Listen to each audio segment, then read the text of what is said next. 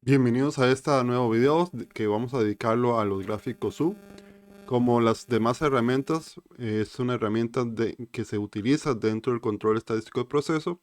El gráfico U se centra en el análisis de efectos por unidad de inspección, lo cual lo convierte en un recurso específicamente útil en entornos en donde la producción, el tamaño del lote varía o donde no siempre se inspecciona la totalidad de la producción.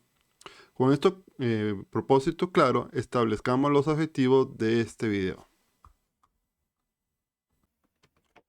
Los objetivos de este contenido son varios y muy claros. En primer lugar, buscamos que usted comprenda la lógica que sustenta el gráfico U, tanto en su fundamento conceptual como en su base matemática. En segundo lugar, aprenderá a diferenciar las versiones del gráfico con tamaño de muestra fijo y con tamaño variable. Y entenderá los criterios que permite seleccionar cuál enfoque se ajusta mejor a cada proceso. También abordaremos la forma de calcular los límites de control adaptativos, que son aquellos que se ajustan de acuerdo con el tamaño de la muestra analizadas. Otro objetivo esencial es que usted desarrolle la capacidad de interpretar señales y detectar dispersiones anómalas, ya que el verdadero valor de este tipo de gráfico está en identificar patrones que no se deben a la variabilidad normal del proceso.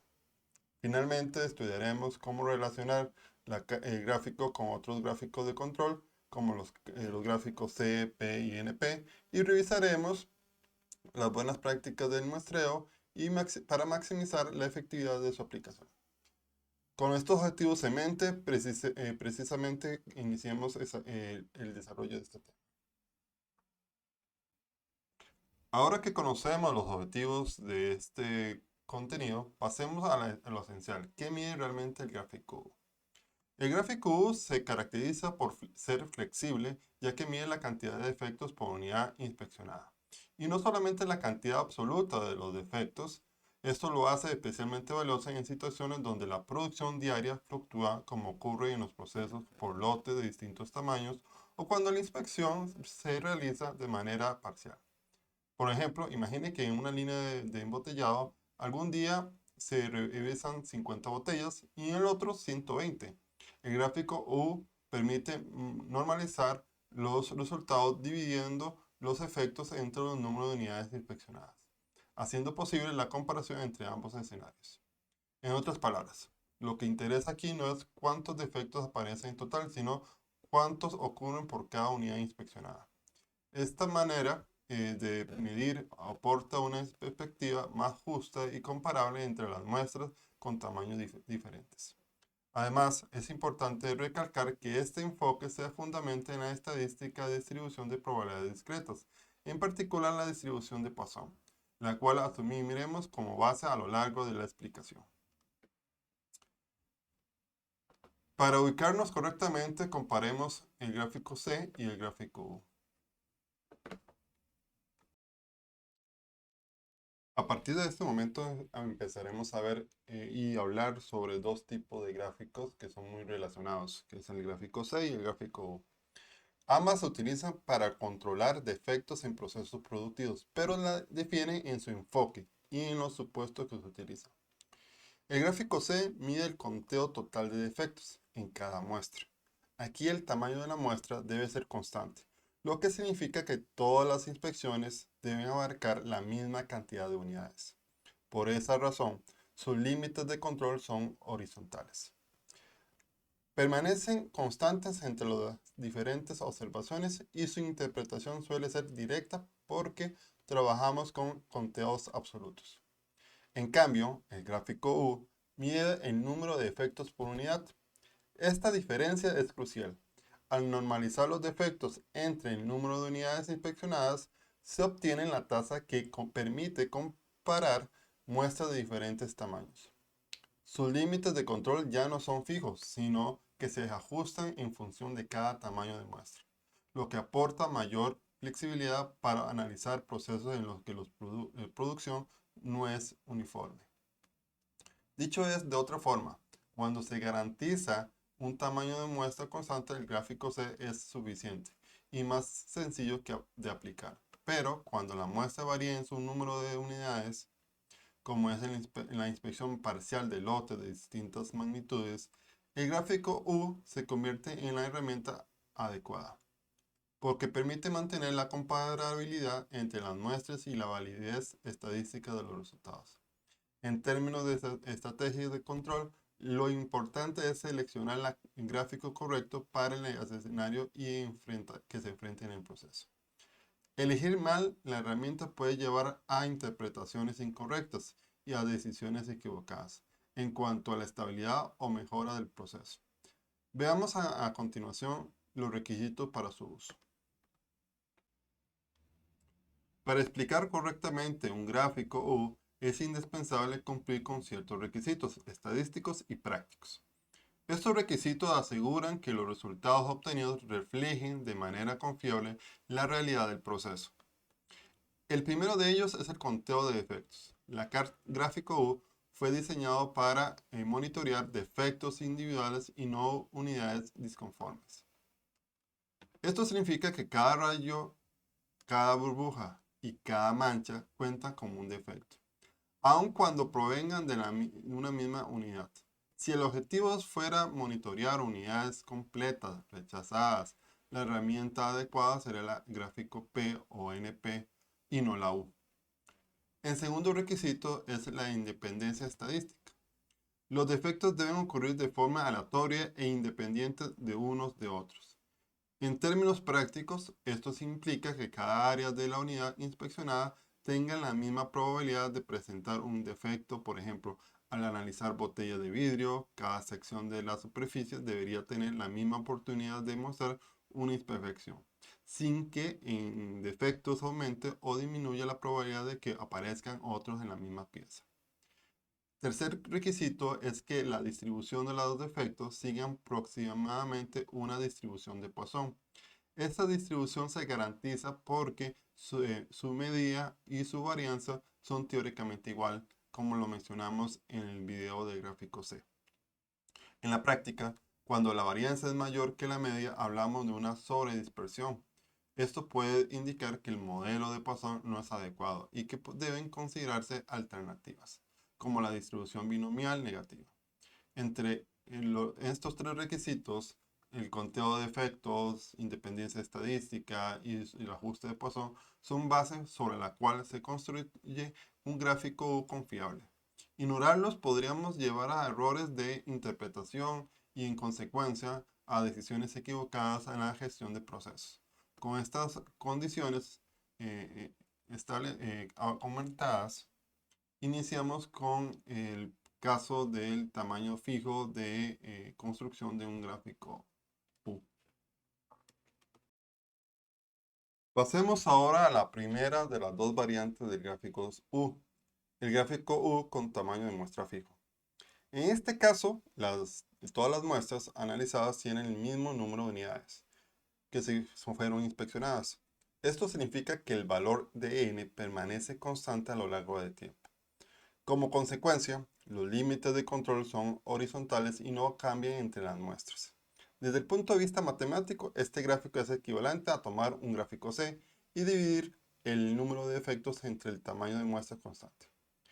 En la práctica, esto simplifica los cálculos y las interpretaciones, porque los límites de control se mantienen estables. Veamos el paso del cálculo. Primero, recopilan los datos preliminarmente al menos 20 a 25 muestras con el mismo tamaño de n. Luego, para cada muestra se calcula el valor de U, dividiendo el número de defectos entre el número de unidades inspeccionadas. A continuación, se determina la media de U a partir de todos los valores obtenidos.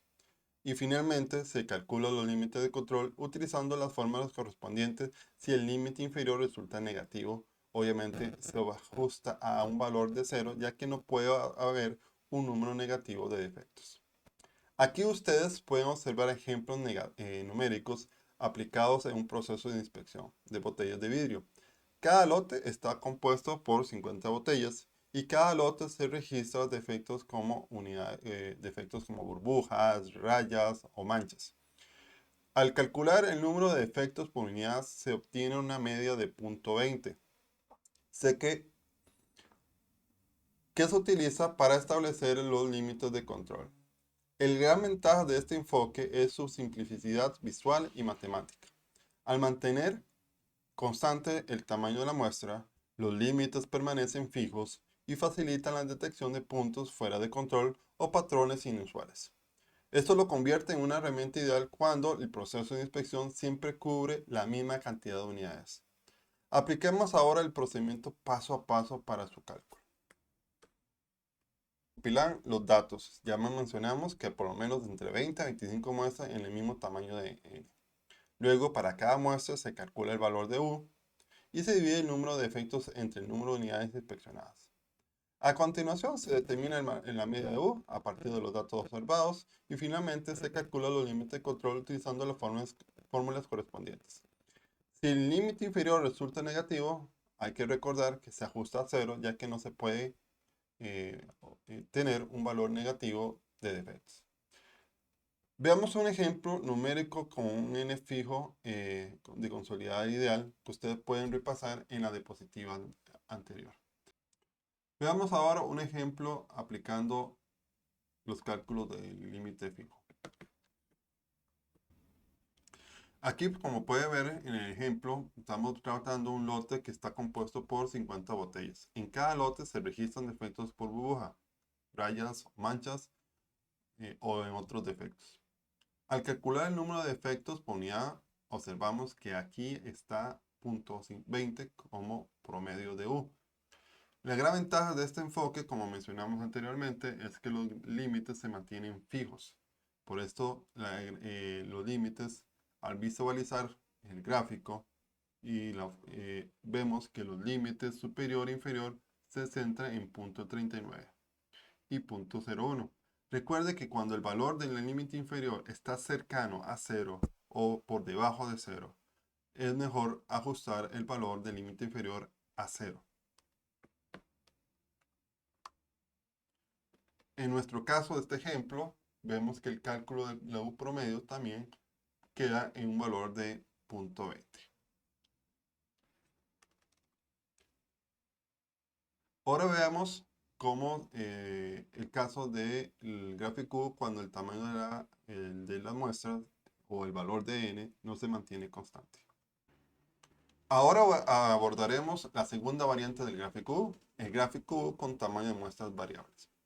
Esta modalidad se utiliza cuando el número de unidades inspeccionadas cambia de un lote a otro. En otras palabras, el valor de n no es constante, sino que varía según la muestra. En esos escenarios, el límite de control deja de ser horizontal y se convierte en límites adaptativos, calculando de manera individual para cada muestra. Este ajuste es lógico porque mientras mayor sea el tamaño de la muestra, mayor es la precisión y estadística de la muestra. Por tanto, los límites de control se estrechan. Por lo contrario, cuando la muestra es pequeña, los límites se amplían reflejando la mayor incertidumbre asociada. Este enfoque otorga gran flexibilidad en entornos productivos variables como la inspección parcial o de lotes o la verificación de procesos donde no siempre se produce la misma cantidad. Además, permite normalizar resultados haciendo comparable la tasa de defectos entre lotes muy diferentes en tamaño. Revisemos un ejemplo con límites calculados de muestra a muestra. Aquí presentamos un ejemplo práctico con 5 muestras de tamaño distintos, desde 50 a 120 unidades. Se registra entre 2 a 5 defectos entre las muestras y el cálculo de U en cada caso de muestra valora los valores que oscilan entre .016 y .08 defectos por unidad. A partir de allí se determina una media de .04 y se calculan los límites de control específicos para cada muestra.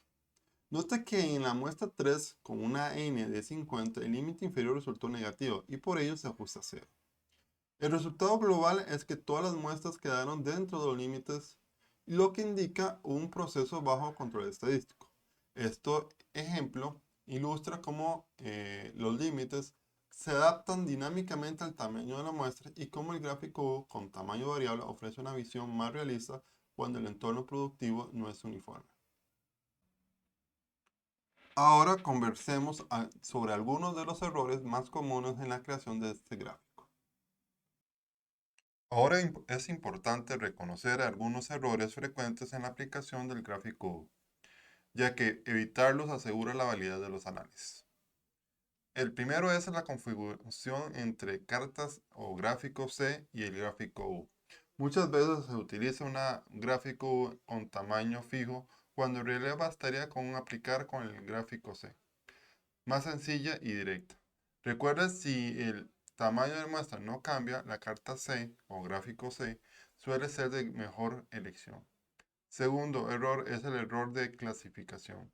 Esto ocurre cuando se registran unidades disconformes en lugar de defectos individuales.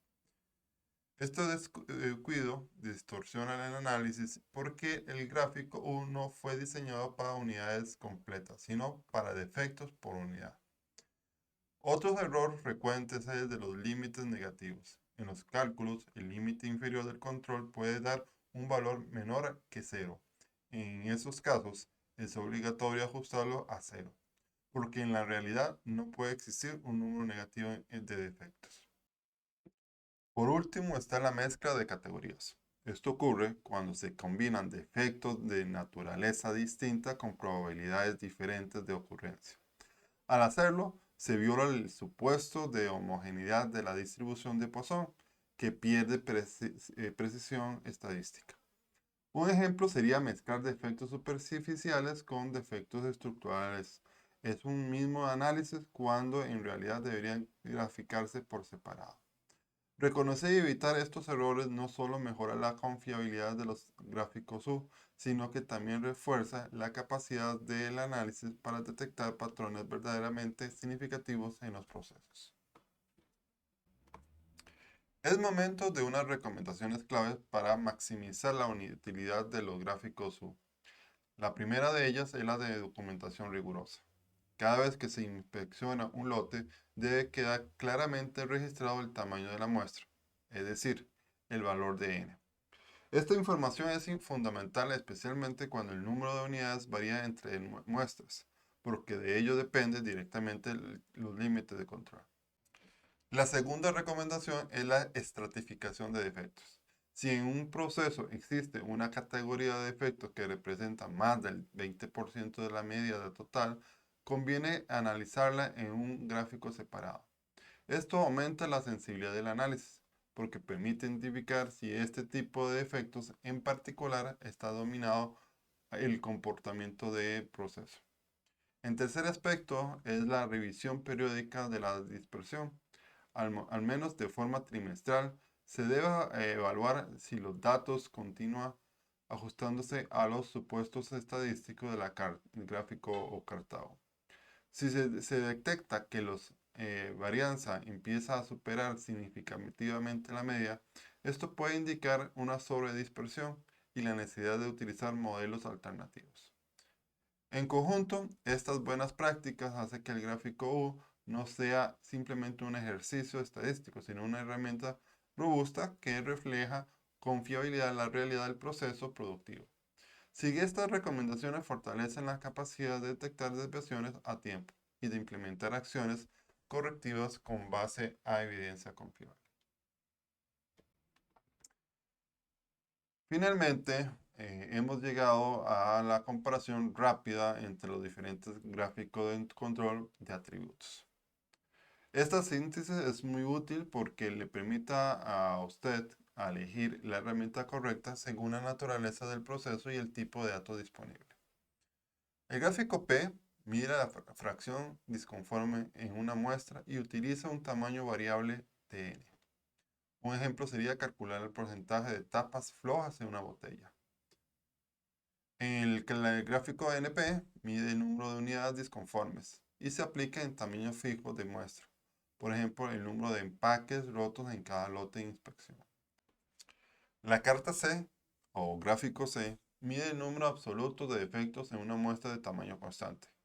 Un ejemplo sería contar rayas en una bobina de papel siempre de una longitud constante.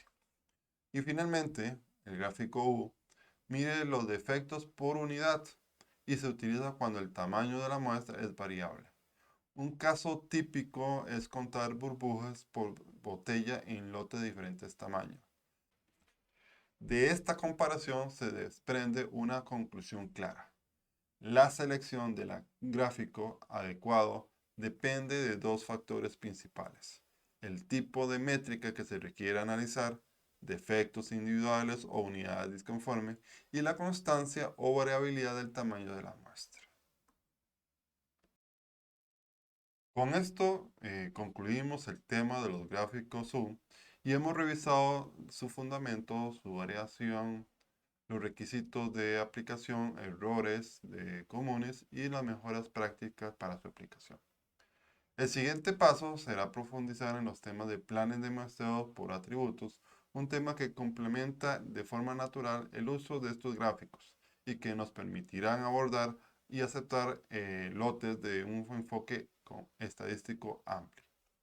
Gracias por acompañarnos en esta explicación y le invito a continuar desarrollando sus habilidades en control estadístico y proceso en nuestro próximo video sobre planes de muestreo por atributos. Hasta luego.